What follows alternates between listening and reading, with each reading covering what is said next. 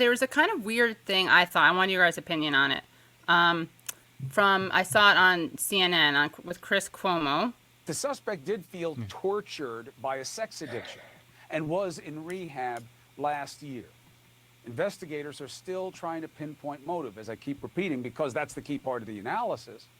But regardless, this has to put renewed focus on what has been happening in our country. Coalition Tracking Violence and Harassment Against Asian Americans reports nearly 3,800 racially motivated attacks against Asian Americans from last March to this one. Now, some of you hear this stat, you say, yeah, but it's not all white people who are attacking them. And so that makes it okay? Last time I checked, you don't really care who it is who's hurting you because of what or who you are.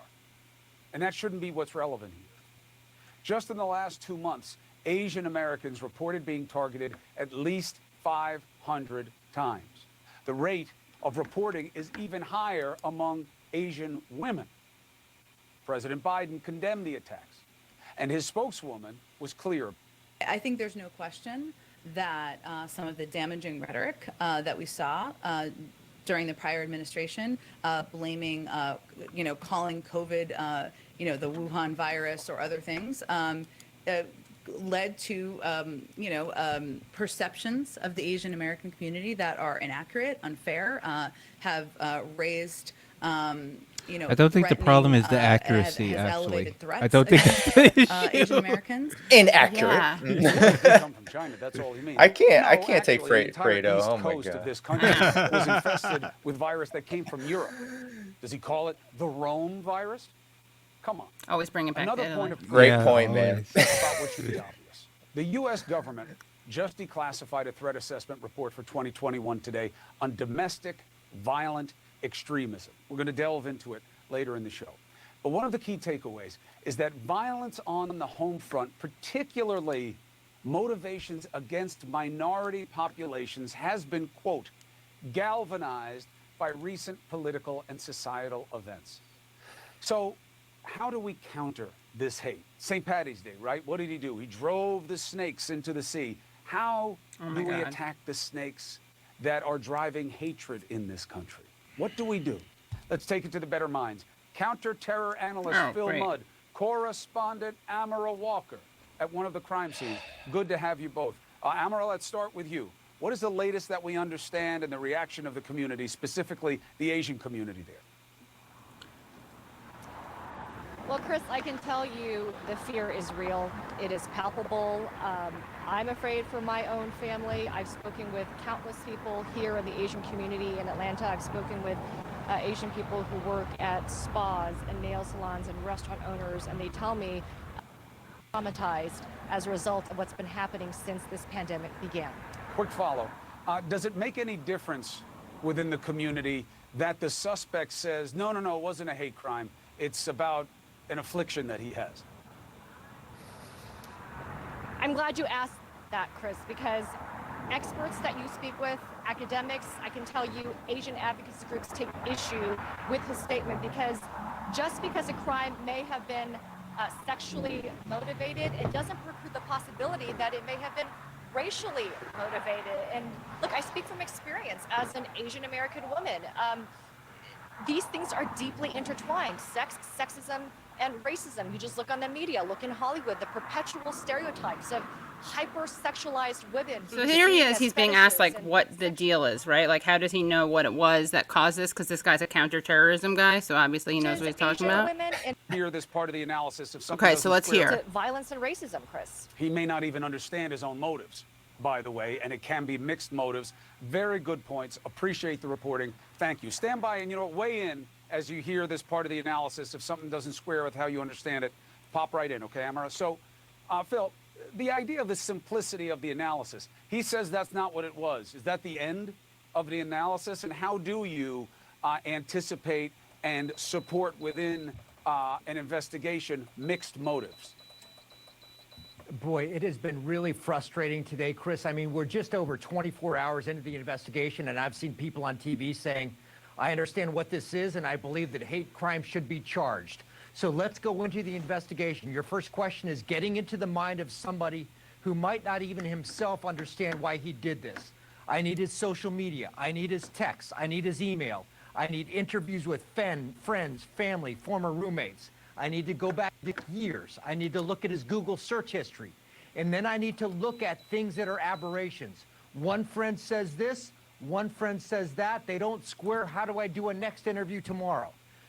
To understand the motivation of somebody like this and to determine whether the motivation is clear, it's sexual, it's racist, takes a little while. We're not going to understand over time. I will tell you that if he is honest, if we have access to his social media, to his Google search history, to his text, and his email, to interviews with friends and family, and they are honest, we'll figure it out, but not within 26 hours, Chris. That's too fast. I got to tell you what bothers me about it, Phil. Give me your head on this. He can go a lot of places and encounter sex workers. Now, by the way, I don't mean to indict these businesses. Okay, I'm just going along with the suspicion of what he fed to the police. You know, these spas and massage players, aromatherapy, wherever he was going. He says, I have a sex addiction, so I had to go to these places. There's an interesting dynamic here where Cuomo clearly has a thesis. You can see him get upset actually at this guy. I have a sex addiction, so I had to go to these places because I have to kill these women. He didn't have to go to these places.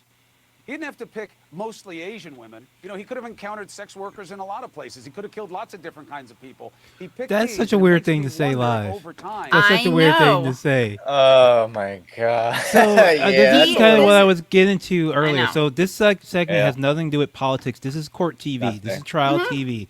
This is Right. talking about how they're gonna, do the case. That's what the guy on the left is talking about. I know. He's a cop. He's talking about how you would build the case. It has nothing to do with politics. It has nothing to Of course do not, with yeah. getting to the root cause. It's like, how can we make a case so that we can put this guy in jail for as long as possible? Right. Because it's important. Like, people underestimate motive actually does really matter. We tend to not think about spree killings and mass murders and serial killers. When you take something like that, a case like that, to a jury is actually, most jurors are like, wait a minute, why would someone do this? Right. They don't just assume that, they're just some pervert. So the prosecutors want to establish a clear motive, and they want to establish a motive that doesn't allow the defense to say, this person is sick or ill and should Right. go to a hospital. They should be locked up in jail for forever. And he is going to be locked up forever. That's another reason why I like mentioning hate crime laws, right? Yeah. Right. Which like are the not hate good, cri- by the way. Well, They come. yeah. For some people, they come from a good place, maybe, but they're not good. Well, hate crime laws. First of all, most of the hate crime laws are for for vandalism and assaults, because you don't need to enhance a sentence on Right. when you do 8 murders. You're just Right. not getting out of jail. You don't need to charge someone with a hate crime when they murder a bunch of people. Dylan Roof didn't need to be charged with a hate crime. He's just never getting out. So the hate crime laws are really to enhance, so when you spray paint graffiti and it's your tag, or when you spray paint a swastika Right. on a mosque, those are treated as 2 Right. separate crimes. That's really what the hate crime law is for. And again, it is a carceral solution. No, So right. we're in cop Yeah. brain and cop Yeah. world, prosecutorial world, when we're talking and thinking about this. And I think we're talking about politics. We're talking about solutions. We're talking about white supremacy. No, we're kind of talking about court cases. We're talking Right. about court cases. Well, it's really hard for me to take after the Fredo incident to hear Chris Cuomo pontificating Experience about racism race like he does. at Yeah. all. Yes. Yes. But then hearing him talk about sex workers and you can find Asian women anywhere else and different kinds also gave me creep vibes and racist vibes. But Yeah. then, yeah, exactly, Leslie, what you were saying about the crime, the true crime portrayal of all this. They're using a counterterrorism expert, first of all. The Yes. idea counterterrorism in and of itself is it is literally rooted in racism. The war on terror that proliferated built up to this too. I mean, we can't disconnect how Arab peoples, Muslim practicing peoples were terrorized by a racist project, a racist and draconian project from the state called the War on Terror. I mean, that is so important, but to treat this as the whole domestic terrorism thing is very flawed, Yeah. as always. But then, when it comes to, what you were saying about the true crime, it's all about getting away from their own culpability, because as they do this, just 24 hours, 48 hours, they're talking about a gender, equality hating, Jew hating, Muslim hating, Adrian Zenz, using his sources as some kind of China expert about Xinjiang and about the plight of Muslims in China, when he himself is a rapture-loving, neocon, think tank occupying, racist, racist. I mean, that's the hypocrisy of it all, in my opinion. But so this was what's so interesting to me about this clip, right? Is that at least that guy, like the what is he, counterterrorism guy? Like, that's his job, right? Leslie, you're saying like they're not talking about politics. It's a crime show. Yeah, that's his job, right? That's his job. But Cuomo is like trying to act like this, like, cultural anthropologist, criminologist, sociologist. And so listen to so he already said that weird thing. We'll play back a little bit more. But I also think there's a weird dynamic that happens here. He didn't have to go to these places. He didn't have to pick mostly Asian women. He could have encountered sex workers in a lot of places. He could have killed lots of different kinds of people. He picked these, and it makes me wonder if over time you go to this implicit. You go to this unconscious. Implicit. You go to that is the implicit bias. Thank you to IAT test and Hillary Clinton. The fact that he is just absorbing animus from somewhere and he doesn't even really articulate it. Okay, so watch this guy trying to be like, what the fuck are you talking about, Chris Cuomo? Because I don't know what he's talking about. No, I think that's dead on. Look at a couple questions you would face. First of all, there are stories out about whether he was going to visit locations in Florida. My first question, which I haven't seen answered, were those places that were run by Asian Americans? At that point, I start to say, this looks way too suspicious. The second point goes right to what you said. Let's say this individual believes himself and is telling investigators this was a sexually It is worth mentioning crime. most true crime cops aren't smart either. He said he looked suspicious after the 8 murders. That looks suspicious after. Yeah. Weird. Something's not adding up here. Something's weird. He identified sex with Asian. This was a sexually motivated crime. So remember he was saying, like, we don't know yet? Didn't he just say, like, a minute ago that it was too early, you couldn't diagnose it yet? Well, he doesn't know. Like, when you do these spots, like, you get mixed up. You have to, you're like, who am I trying to pick? Like which day is it? Like, which day of coverage is it? Because if it's the first or second day, you have to say that we don't know. But if it's the third or fourth day, then you can just dive in and explain the motive. He is being like, this is what he does. Flexible. But yeah, but this is like court TV. This is not like anything else. This is just sensational, exploitative. I love true crime, but like it is like it's not real. It's not a real thing. You know? Of course. I think that I have a theory that Cuomo texted him after he said that and like told him to change the story. We'll have to watch again another time. That were run by Asian Americans. By the way, were they Asian Americans or Asians who ran these places? Because I feel like it's one of those things where everyone's saying Asian Americans, the way that like Ezra Klein called Steve McQueen, the director, the Black British director, African American. Anyway, that's another unclear. I felt like Cuomo really was like pushing him to say something, and then afterwards Cuomo did all this like solidaristic stuff with that woman. But imagine for a second he talked about any of this, like the new Cold War, what is being said or done in China, or how all this stuff existed before Trump. Yeah, someone mentioned in the chat his brother killed more people than this way more killer. people and Asian and a lot of Asian way people more Asian because Asian people. Yeah, you're right. That's true. Yeah, I mean, the FBI. I mean, this is also a problem with the true crime way of approaching this, and the FBI. I mean, the FBI and these intelligence agencies and the media, they're writing the narrative in the case as it's happening. You know, that's what they always do. That's what they did. You know, Boston bombing, any so-called terrorist incident. That's what they do because it's all about cleaning it up to make it palatable, so people will accept, you know, not talking about the new Cold War in China. I've gotten a lot of flack for this. I mean, a lot of people on social media, this is separate. It's separate from the new Cold War in China.